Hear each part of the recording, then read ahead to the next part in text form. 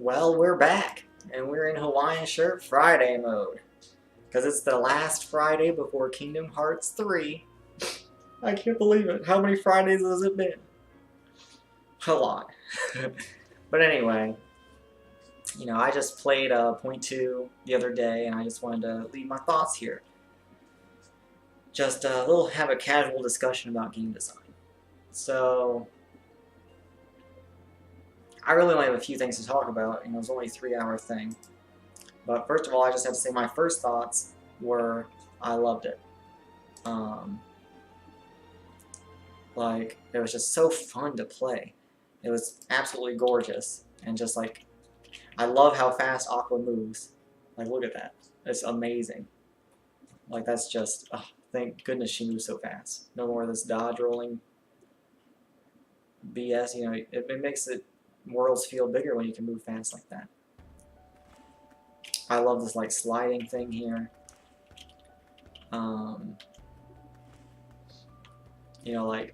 It just feels so good to fight.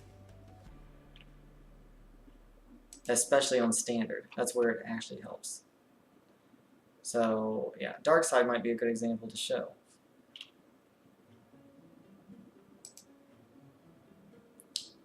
So,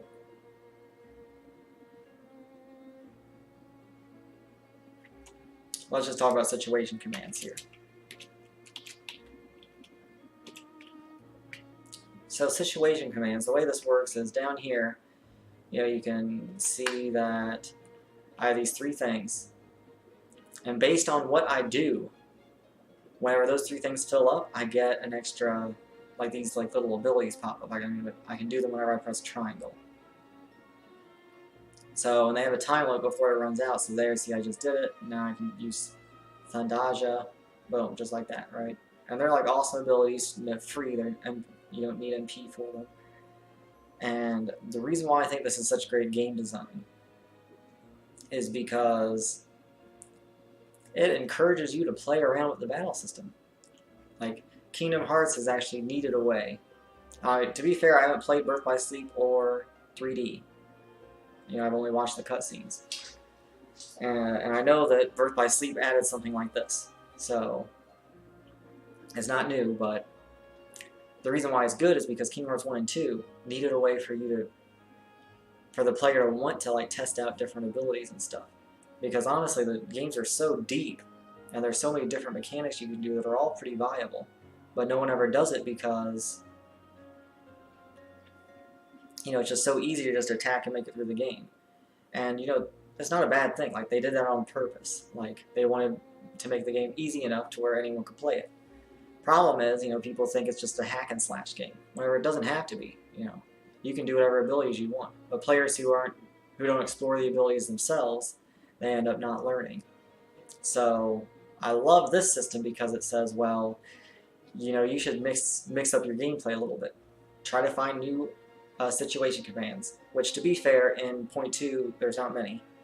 But, take the concept and extend it naturally, and you'll see that there could be a ton. And it really might make Kingdom Hearts 3 more,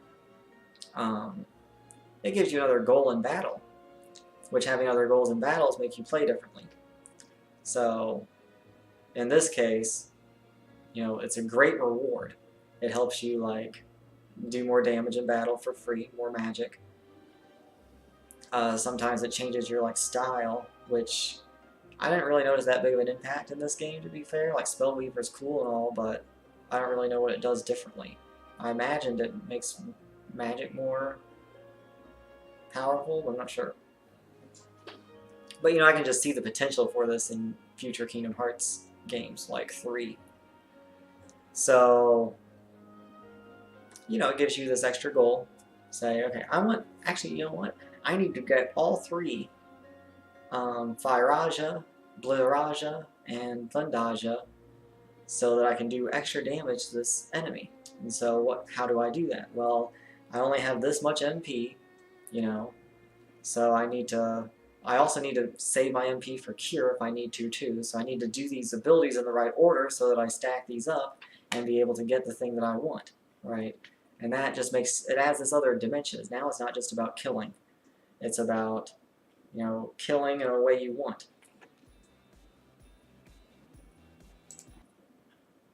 Thank goodness that ad popped up.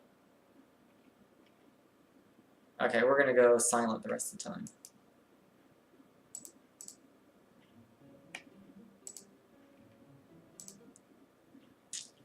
So anyway, yeah, that's how I see the potential there. Like, it's really good challenge layering actually, because you know, if you want to, you can go for these types of goals. If you want to be like high skilled, you have an opportunity to, you know, like really like learn these pretty well. You have an opportunity to explore them very well. You have an opportunity to use more abilities and probably get some situation commands that are really beneficial. And that'll help speed you through the game, and plus keep you more engaged at the same time because you're thinking of different goals. You're doing battles differently, maybe, especially if you want to do certain things in certain situations. Which unfortunately in this game, you know, we can't see that too much yet because you basically only have 4, maybe 5 if you count what you get after you get Mickey. But in Kingdom Hearts 3, there's a lot of potential for it. Meanwhile, a low-skilled player doesn't need to worry about it so much. They can just, you know, they can just attack, they can ignore situation commands completely, and they'll be fine. Or they can just use the simple ones by like casting magic over and over again. Like that's what I just did. You know, I just said thunder, thunder, thunder, so I could get Thundaja. Right? Not a big deal. It's easy for a low-skilled player to do that too. For a big reward, for a big help. It's like a first-order optimal strategy, which is fun to look at. It's fun to like look at that. Oh, that's gorgeous. It just makes the game fun. Magic is actually really fun in this game, which brings me to a point I'm going to talk about later. You know, I don't know if I use ice somewhere.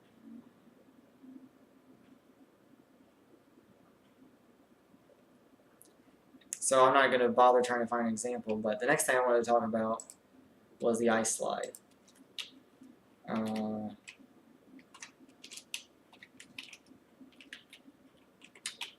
So the ice slide is just a simple thing. I love how ice in this game does a few different things. It freezes the enemy, it deals damage, and it also creates this whole like little slide you can slide on, right? I know one place I definitely use it.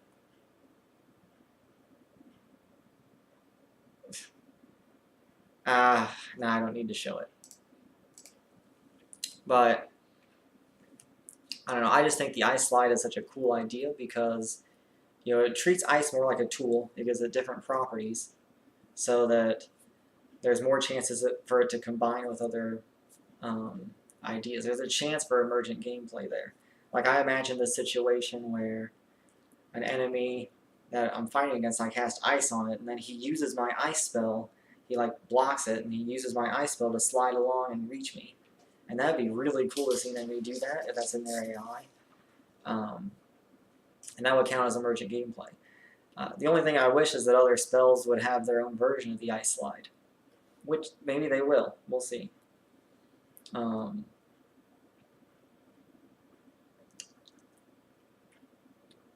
Definitely loving it, and especially if it actually is the fastest way to get around. I can see, okay, I'll use ice slide. Sora's just gonna keep on zooming through, and it's a very like high-skilled way to move around the environment, which might be nice. Okay, I'm not going to dwell on that too much. We're going to move on to my biggest problem with the game. Responsiveness. So, once I started playing critical, you know, and that's actually, we'll actually make this critical.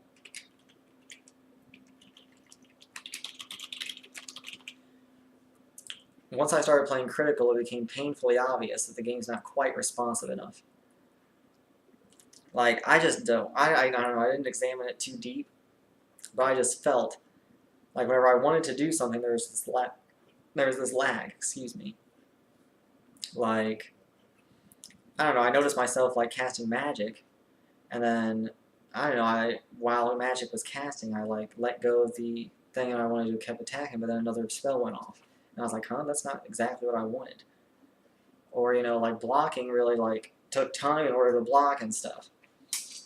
And I'm not the only one who thinks this. Like, speedrunners don't really like this game so much because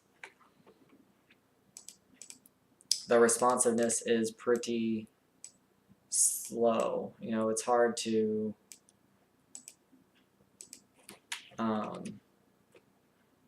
you know, you don't have really that much control over Aqua, unfortunately. So I think that's something that could be an issue. But my main problem with this is actually critical mode in general. So I think critical mode in this game is messed up. The main reason is this MP bar here. Look how tiny that is. It gives you 3 spells, maybe less. It might give you 2. It gives you, you know, but it gives you 2 or 3 spells compared to standard, where you can use magic a ton. Now I think this is bad because it's limiting how much the player can do. And that's not what you want to do.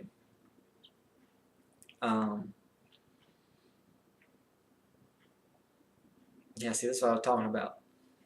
I know you're supposed to dodge these now, but I was trying to guard it.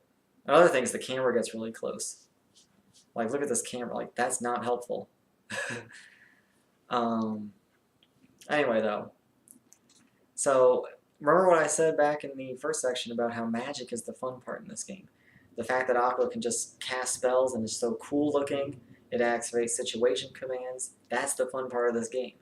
And it like gives you a reason to explore and stuff. Situation commands do. So in critical mode, when they limit how much MP you have that drastically, like a third. Like you have 3 times as much MP in standard mode than this. When you limit how much MP you have that drastically, you completely like lose how much you can do in battle, I feel. You lose the fun part of it.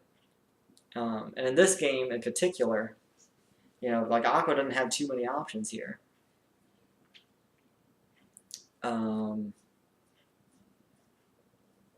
So when you can't use magic, when you only have 2 spell charges of magic, it's not a good thing. And yeah, it's just whenever critical mode in Kingdom Hearts 2 is all about like giving you more options and more fun and rewarding you for doing critical mode by giving you lucky and stuff.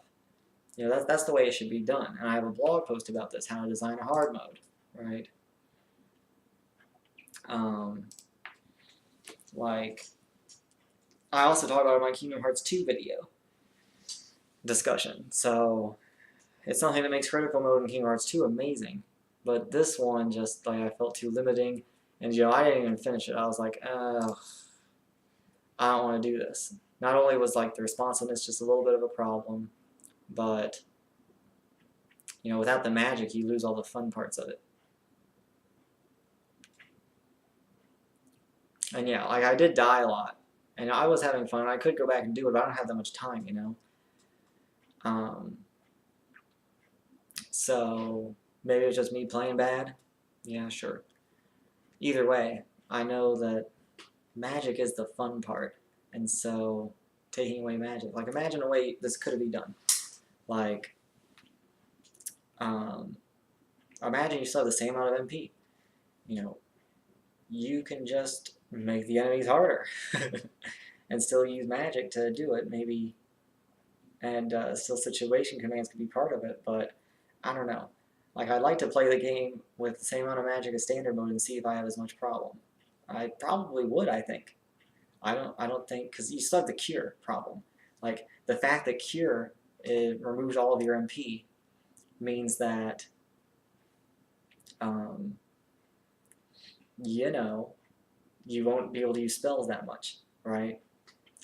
But whenever you only have 3 spells anyway, it's like, whatever, you know, I already can't use spells much, so cure's not that big of an issue.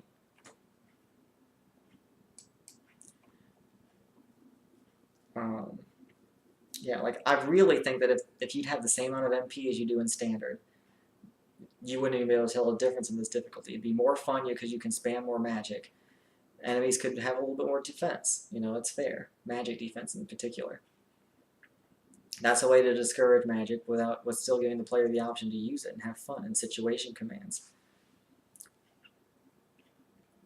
And plus, you know, since you have to cure more often anyway, well, you know, cure is going to be what limits your MP. And that's fine. Anyway, so I really hope that that's not true in Kingdom Hearts 3. That's something I'm scared of. There's an ice slide. Wasn't that good? Let me go back. Boop. Like, that was an excellent ice slide right there. And my face up there didn't show it. Did it? Look. No, see, I was just like, I'm so like in the zone. Not even thinking. So, anyway, I'm hoping Kingdom Hearts 3's critical mode is more like Kingdom Hearts 2. And if anything, maybe even to the next level. Maybe like making the game even more fun, but also hard. Because like that's really the goal of the challenge mode. Like they should make you want to play the challenge mode. Because there's so many rewards, because it's so juicy to play, because it's so fun to play, because it takes the grind out. Like, that's the idea. And yeah.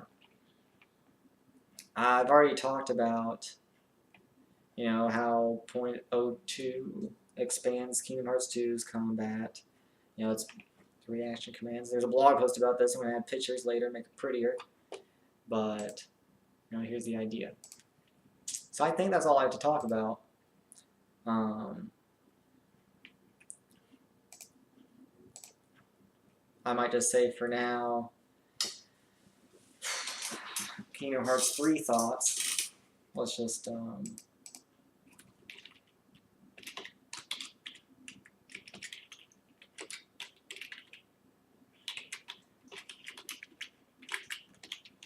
yeah, so Kingdom Hearts 3 thoughts. I tried not to see any trailers recently, so I'm not sure exactly what to expect. But I'm hoping it's not... I hope it takes the advantages of Kingdom Hearts 2 and the advantages of this battle system too, and just merges the two together. Because if it does that, it'll be incredible. It will really be Kingdom Hearts 2 the next level. Oh, another thing in this game, items. Look how many items I can use. Like, it doesn't even make sense. Like in Kingdom Hearts 2, they limited how many items you could use, and that's a really important limit. Because it means you can only cast so many ethers in battle. Here, though, you know, you can just item your way. You can have like 99 potions and be pretty much immune. And I don't like that so much. Like, that takes away this, I don't know, maybe it's still hard to use items. Actually, another thing they do here is they let you use items while you're jumping. Like, that's something you couldn't do in previous Kingdom Hearts games. And I think that's because they make the combat more floaty. I'm going to change this to items and air.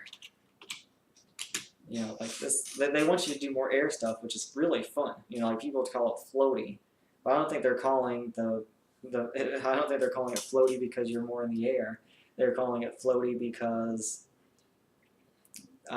it's not as responsive. I think the air battles are actually pretty cool. And yeah, letting you use items in the air, they do that because the game's harder because it's less responsive. And I don't think that's a good excuse.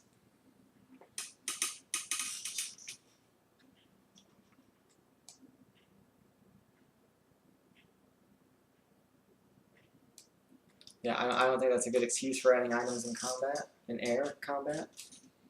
But I don't know. We'll see how it works out in Kingdom Hearts 3. So now that this is all done,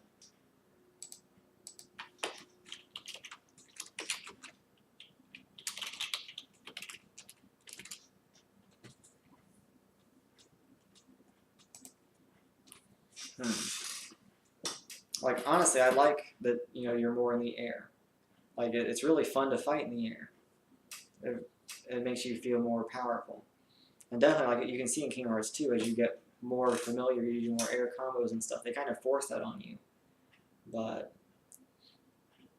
definitely in this game, I like it. And I want the flashiness of this battle system along with the situation command, like, or some other optional goals to encourage you to explore combat. And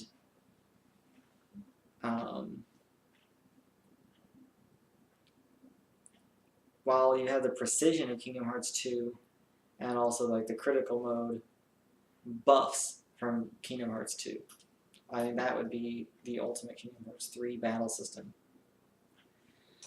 Okay, and with that, I'm just going to end the stream. And, you know, I look forward to seeing you Monday at 10 p.m. Pacific to talk about Kingdom Hearts 3. Not talk about, we're going to play it. No more just talking about it. Finally, after 13 years. Peace out.